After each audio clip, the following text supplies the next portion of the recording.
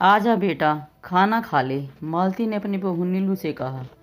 नीलू ने रसोई से निकलते हुए कहा, बस माँ जी, अभी आ रही हूँ। रोटी लेकर उसके आने के बाद दोनों ने खाना खाया और अपने कमरों में चली गई। मालती और नीलू में माँ बेटी जैसा प्यार था।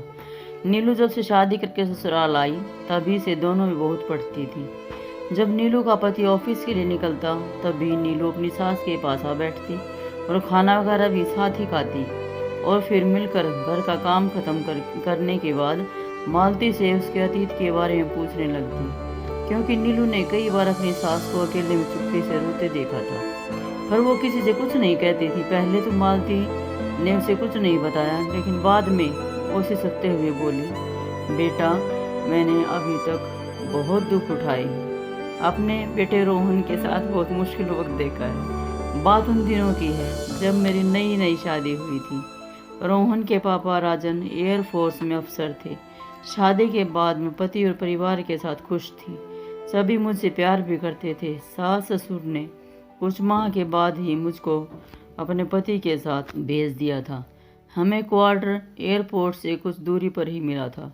हमारा हनीमून पीरियड चल रहा था। कभी कभी हम छत पर बैठ जाते और कभी बाहर घूमने निकल जाते। ऐसे ही दिन सोने के और रातें चांदी जैसी बीत रही थी। इसी बीच पड़ोसी देश ने हमारे देश पर हमला बोल दिया। अब रोहन के पापा की ड्यूटी और बढ़ गई। उस दिन हम छत पर गए और वहीं प्यार में डूब गए।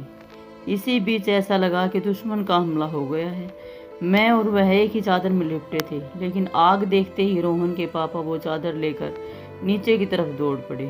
उन्होंने एक बार भी ये नहीं सोचा कि मैं भी बिना कपड़ों की थी और वो इकलौती चादर को लेकर चले गए थे।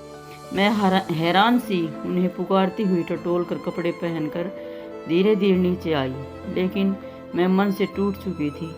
नीचे आकर मैंने इनसे कहा तो वो मुझे अनसुना कर गई। बाद में पता लगा कि वो हमला नहीं था, बल्कि जहाज उड़ते समय कुछ चिंगारी ऊपर रखे गत्ते के डिब्बों पर गिर पड़ी थी, जिसको हमने हमला समझ लिया।